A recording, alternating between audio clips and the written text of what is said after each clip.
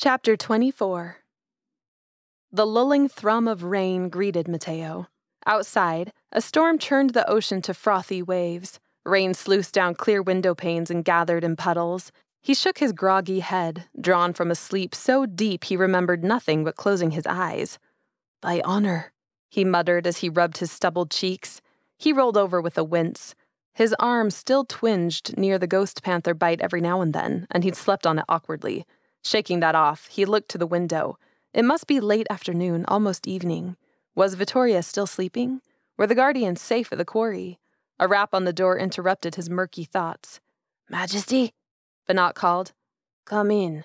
Mateo slid off his hanging bed as the door swung open. Banat filled the doorway. "Jaska has been watching the guardians at the castle for the last hour or so. There's no reports of them preparing to go back into Nechi tonight. My scouts in the coven say things have been quiet. No sign of another rampage. For now, I think Romeo is satisfied." Mateo frowned.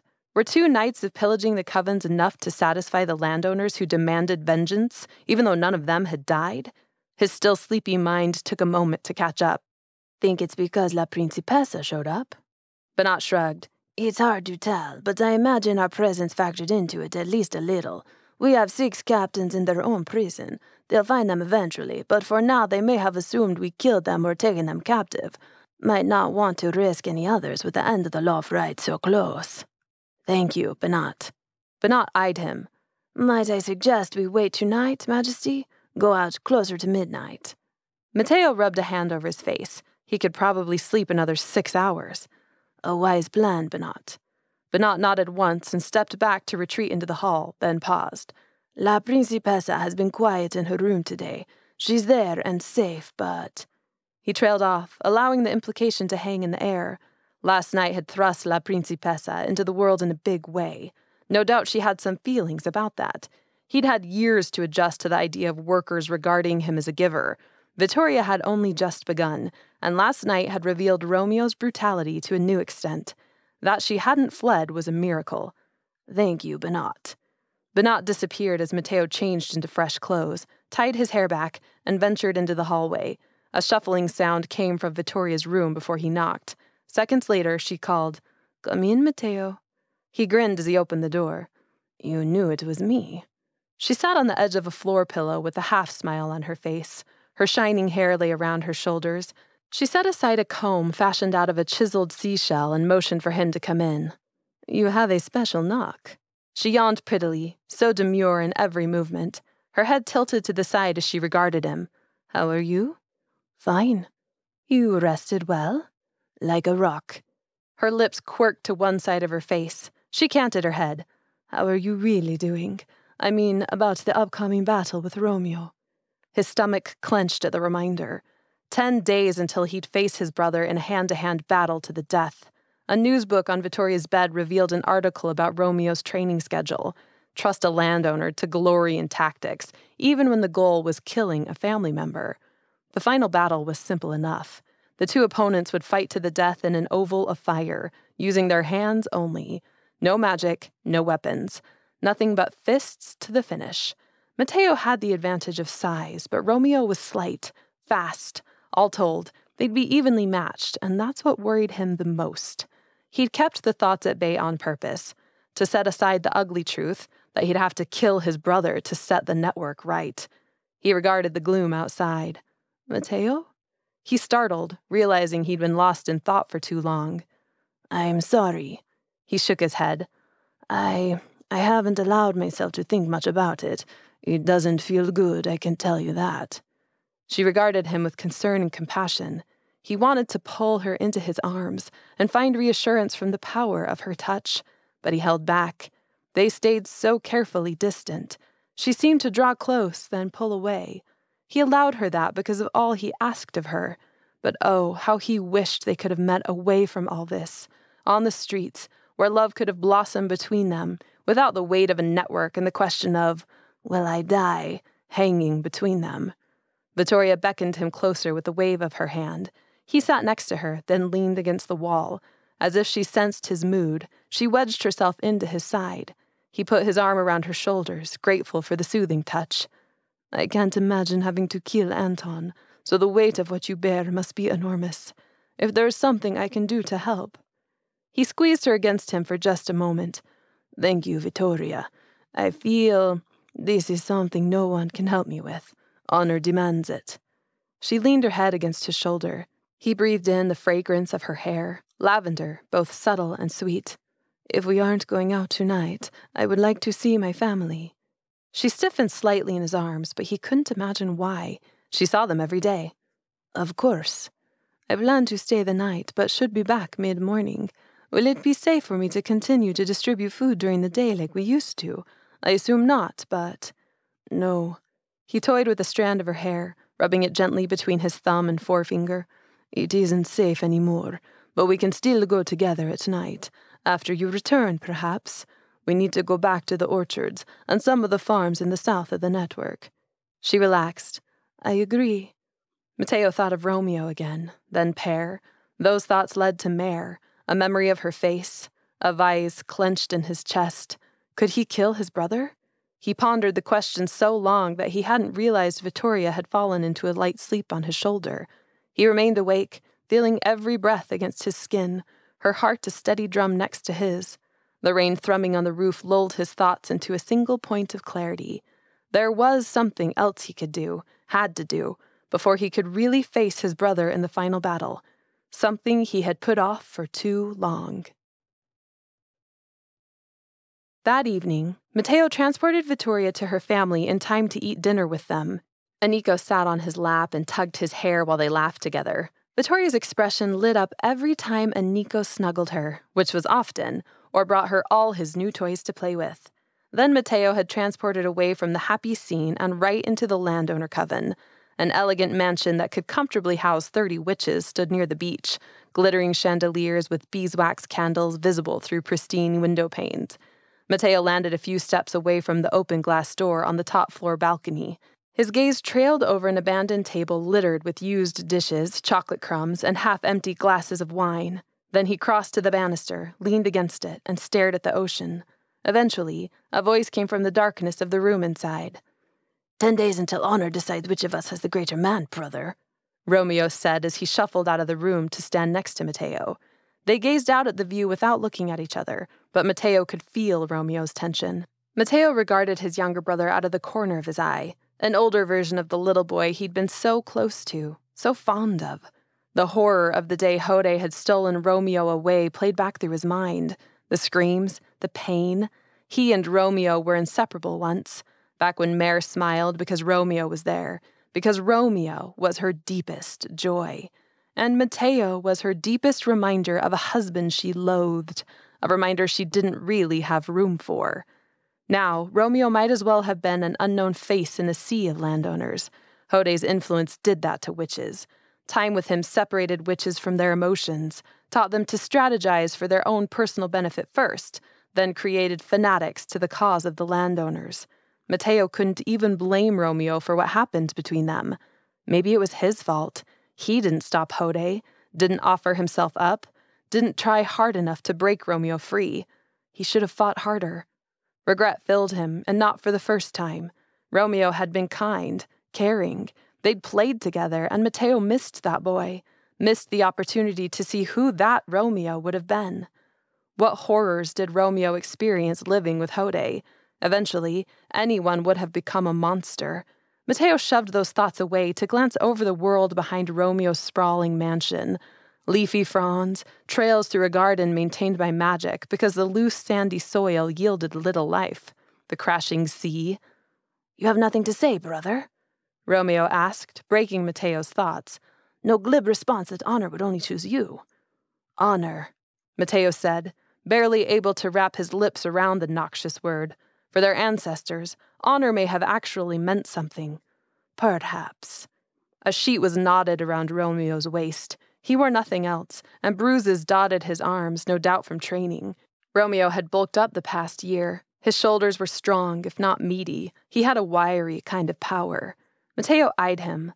Perhaps Romeo wanted this more than he thought. "Catch you at a bad time?" Mateo asked wryly. Romeo snorted. Mateo felt Romeo's scrutiny in the dim light. Time had a strange way of changing people. "How is your betrothed?" Romeo asked. Romeo's nonchalance was sickening, and his game of acting indifferent had Hode written all over it. Was it a game, though? Or had Hode's influence shattered all vestiges of empathy?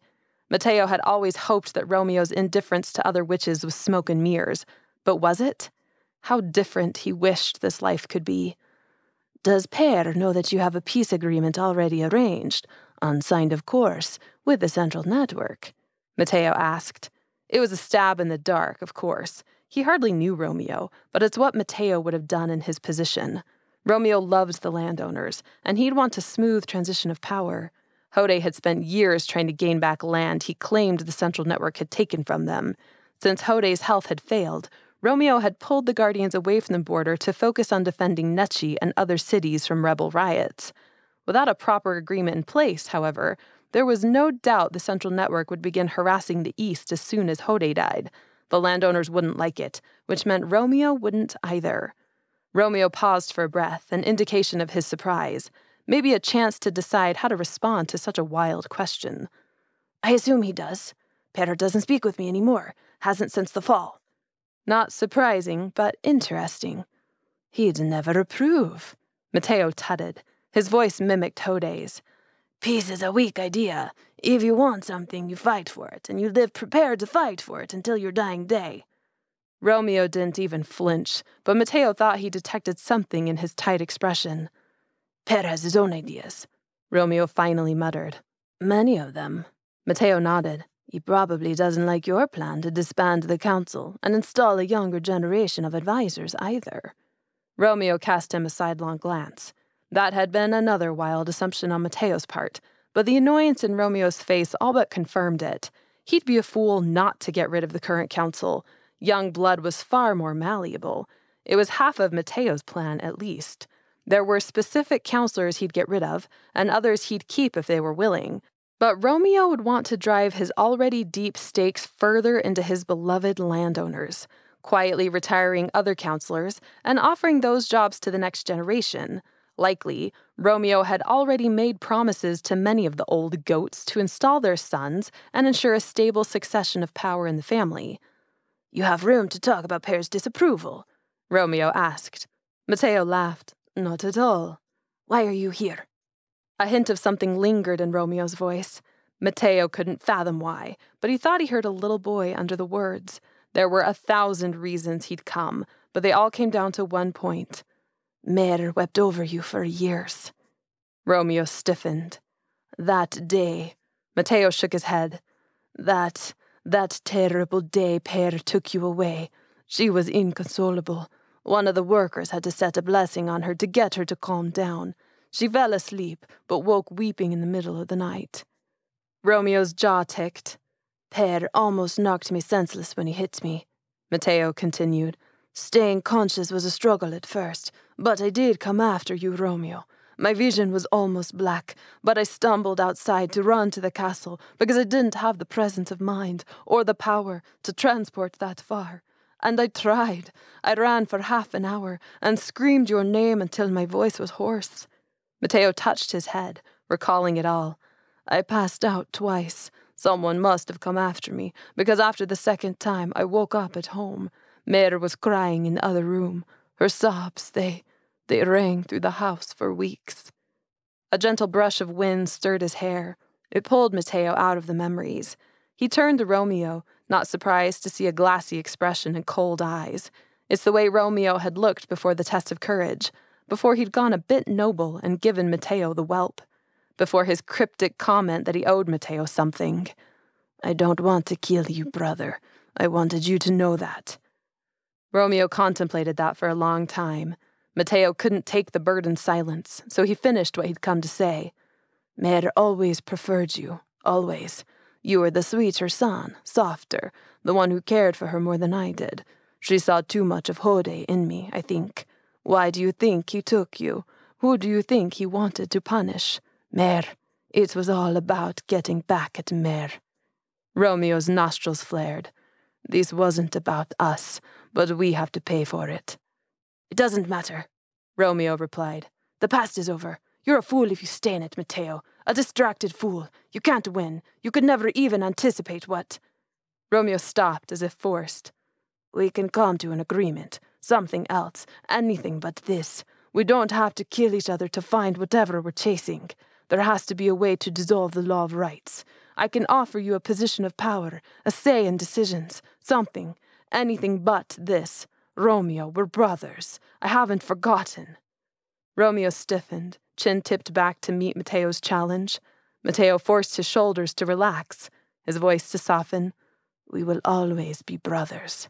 A shuffle inside caught Mateo's ear. He issued a quick spell, amplifying the sound to hear a gentle sigh, then a gasp of surprise. Feminine, for sure.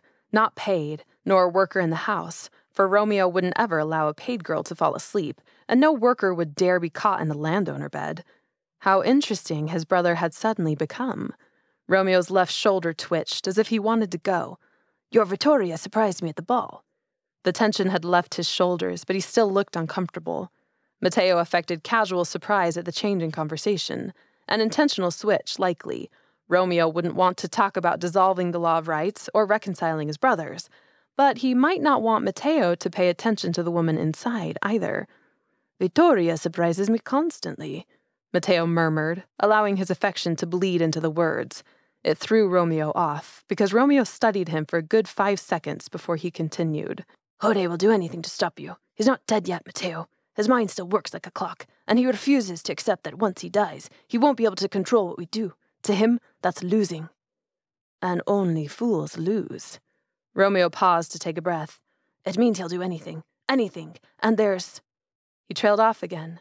This time he swallowed, as if his throat hurt. Rage flickered across his face, then vanished. Why are you telling me this? Romeo ignored that question. You've wasted your time coming tonight, Mateo. Whatever affection you hold for me is your business, not mine. This isn't personal. This is who I am, and I will see this plan through to the end. I've given my life for it. I have honor, even if that requires your blood on my hands. I am ready and willing. Are you? A question Mateo had never truly entertained before flittered through his mind. Would Romeo actually kill him? Frost rolled off Romeo in waves, like the ice god, Galos, of whom ancient history whispered darkly. Yes, Romeo would kill him, and he wouldn't hesitate. Mateo had revealed too much affection here, too many cards. Romeo might have suspected Mateo's struggles, but now he knew them. He'd use them against Mateo in a few short days, during the fight. Somehow. Mateo's palms turned clammy, unable to place the little brother he'd always known with this angry, bitter man. It saddened him so deeply that the pain cut all the way to his bones. Was he truly meant for this? Could he actually take his little brother's life? Your La Principessa has been spoken of in the city, Romeo said lightly. La Principessa is always spoken of. The workers will be devastated when they learn she is a mere witch, like the rest of them. Have you thought of that? A razor-sharp edge entered his tone. There it was, the threat against Vittoria he'd been anticipating. As he'd expected, Romeo didn't want to kill Vittoria. He wanted to kill La Principessa. Perhaps that won't be necessary. Romeo laughed, but it was mirthless. That's always been you, Mateo. Carefree, one step behind the plan that you make as you go. You pop in and out of life with no steadiness at all, and yet you want to be High Priest. Mateo's jaw clenched. Romeo's placid expression dropped into a scowl. Passion burned like flames in his voice. How can you still hold on to this plan of yours? How can you even hold on to affection for me? Your plan is even wilder than I expected. La Salvatore, La Principessa, you've been tromping around the city for 2 years helping workers? Mateo kept his surprise hidden by sheer force of will. If Romeo knew about his work as La Salvatore, did the other landowners? He pulled himself back out of his shock. 10. Mateo met his gaze with half a smile. I've been doing it for 10 years, but they just gave me the name the last 2. Did you just find out? Romeo's nostrils flared. You can never win the long game, Mateo. If you're really hoping to restore some sort of honor, you won't through your leadership. You will not save the workers by fighting for them, by leading them. To what? Death? Destruction? To better.